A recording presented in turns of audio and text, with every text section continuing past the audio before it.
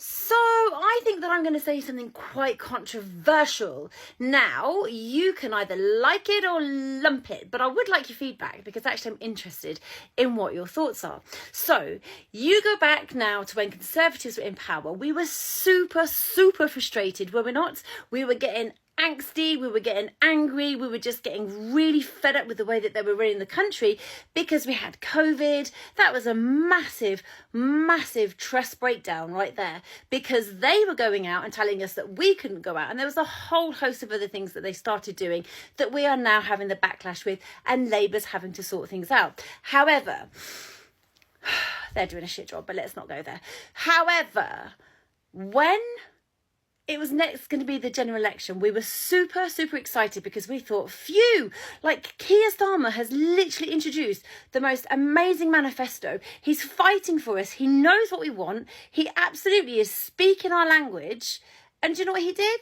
He failed us. So my issue here now is that we voted him in, not me personally, but people voted him in because we were so fed up with Conservatives. Then guess what happened? Labour got in and they have fucked us up royally. So the continuation of fuck-ups have continued to happen. Now, Labour are pissing us off. We're getting frustrated. The momentum is still again wrong. We're not liking it. We all want them out. And now what we're doing is we are hopping across to Reform. Okay, to Reform UK, and we're saying Nigel Farage will do it. Nigel Farage has got the best manifesto. He's speaking on behalf of the people. He's doing this. Are we not glory grabbing or glory hopping or however you deem that term? We are jumping from one person to another just to fix it. So what we're doing is we're looking to the next person, the next leader to literally stand up on our behalf. What if Nigel Farage is not the man for us to lead the country? What about some of his principles, some of his manifesto are actually working for us because of what is happening, and this is catalogue of events? What if we have a new leader that's going to be born in the name of Rupert Lowe, and he could be the leader of this country? I'm not saying that he is, and I'm not saying that I have a bias in any way, shape or form. I'm just asking the questions because I want to know your thoughts. So, Clark, what do you think? What do I think about Rupert Lowe as the next leader? Well, just the very fact that we have gone from one party to another and we are like glory hopping because we are desperate to have somebody that can lead us authentically and in the right way as a country. No, I think you're right. And I am very concerned at how much faith is being given to Nigel Farage. I think that there is definitely problems in the way that he leads Reform. I think we've seen that. I think we've seen the way that he's treated people in the past. There's been some fractions in the past. I think Ben Habib, certainly Rupert Lowe, they have a falling out with Nigel, or Nigel sees them as a threat or a risk, and he very quickly ostracises them. I think there is always going to be a need for a strong leader. I think we've seen that before. Like Tony Blair was a strong leader. Margaret Thatcher was a strong leader. You look across, other world leaders. They are a very strong personality that attract the cult-like following. Jeremy Corbyn attracted a cult-like following, but he wasn't necessarily right for the country. And I think that Nigel Farage may be a very good protest vote, but I do struggle to see how he can lead the country. I think from what I'm hearing and what I see, he's very chaotic in his approach. And I don't think that is actually good for a leader of a country. And I think the way that he's treated some of the people, Rupert Lowe as being one example, is very problematic. And it makes me very nervous about how this is going to develop and whether they are really a realistic option for forming a government, whether that be as an outright majority or even as part of a coalition. You see, the thing is, we understand that people want a good leader. We understand that there are so many fuck-ups in this country and so many failings that what we need to do is restore them and actually England be England again. We want to actually have England stand and represent something, you know, and that is the cry of the people. And unfortunately, you know, that's not happening. And so from the fuck-up from Conservative now to Labour, you know, and then are we going to go to Reform? Are we all going to be then screaming at the next general election, oh my God, we need this new party to come in? Because we can't keep on jumping from person to person.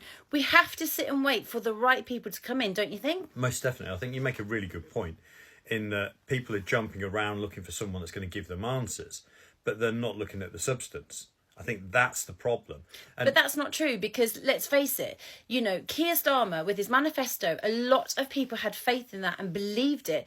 And what he's done is a massive U-turn on a lot of that manifesto. And they can't be held to task for that. They can't be held accountable for that because they can do what they want. It's not a legally binding document. No, it isn't. And we do have to wait another 4 years before we'll get the option of going there again. But I think this is where I think Reform have peaked a bit too soon. I think, you know, it's going to be very hard for them to carry on with that momentum that they've got going forward. We've seen fractions. We've seen the way that he's treated members of his party. There's a lot of undercurrent of dissent out there. You know, we've already seen people very quickly within 2 weeks of winning local elections leaving Reform, having fallings out with Reform. So it's going to be really interesting to see what it looks like in about 4 years' time. And I trust the fact that the people who are actually, you know, voting for Reform are believing that they are voting for something good again. And I absolutely, you know, totally understand that because, you know, I've been, like, again, politically homeless, not sure as to which way to go, which is why I didn't vote. And I know that's not like a great confession, but, you know, I can't vote for people that aren't actually going to be leading the way. Keir Starmer, I don't like.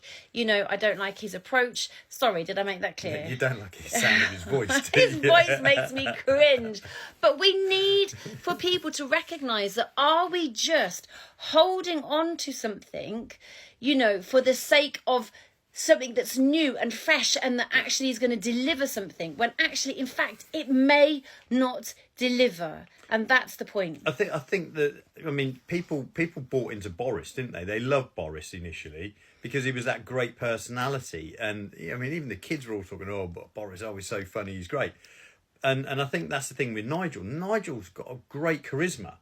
He's got a really great personality. He knows how to speak to the people. He knows how to talk to people, and resonate with them. But I think we're going to see a fracturing of the right. I think that there's going to be breakaways in the right. I think there's going to be breakaways from Reform. I think that it's highly likely to see another party evolve between now and the next general election. I know there's talk from other disaffected members of Reform that they may form a party. And I think that's going to be interesting as to where they sit in the spectrum and what votes they will attract, because that could end up actually benefiting the Conservative Party in some aspects. But I'm also hearing that Jeremy Corbyn's looking to form another party as well, and that will fracture the left. And then what we'll get is very similar to what you see on the continent, where there's lots and lots of different parties, and the power then goes to the minority parties in getting their policies through, because deals have to be done. Okay, we'd like to know your thoughts. We'd like to know, is it people that are just hopping from one party to another, or is it because you have solid belief in what the one leader can do? Let us know your thoughts.